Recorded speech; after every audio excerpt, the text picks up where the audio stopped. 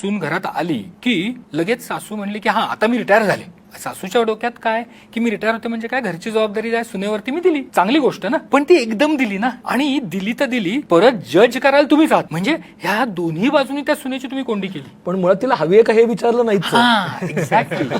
नाही, आणि एक्सपेक्टेशन पण त्याच आहेत की मी हे केलं त्याच्याप्रमाणे तू तसंच करायचं. माझी जर भाजी अशी होत असेल तर very second day of the marriage तुला तशीच भाजी आली पाहिजे. कारण माझ्या मुलाला आवडते ना. आणि माझ्या मुलाला आवडतं. म्हणजे माझ्याकडे काही केसेस अशा आल्या होत्या की ज्याच्यामध्ये ब्रेकफास्ट काय केलाय याच्यावरनं वाद झालेले आहेत. आई म्हणते नाही आज क्या बनाया, ती म्हणते मी पोहे केलं. माझा मुलगा पोहे कधीच खात नव्हता. त्याला मॅगीच आवडते, तू मॅगीच कर. पण तो मुलगा म्हणतोय की मी पोहे खाल्लेत, पण त्याच्यावरनं मग मुलाला पण टोमणे येतं, बायको आली तू बदलला. आपल्याला किती इंटरफिअरन्स करायचंय. कितीतरी फॅमिलीज आहेत की ज्याच्यामध्ये इतकं इंटरफिअरन्स वाढलेलं आहे, म्हणजे ते त्या फॅमिलीमध्ये बऱ्याचशा डिवोर्सेसमध्ये तेही वन ऑफ द रिझन आहे की ज्याच्यातनं त्या मुलाला किंवा त्या मुलीला स्वतःचा विचार करूनच देत नाहीत. म्हणजे आय हॅव सीन मेनी, कितीतरी आया म्हणतात नाही हो आमचा मुलगा किंवा मुलगी लहान आहे अजून.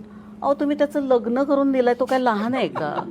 नाही, त्याला या गोष्टी समजत नाही. तो who is at fault that time, you parents are at fault.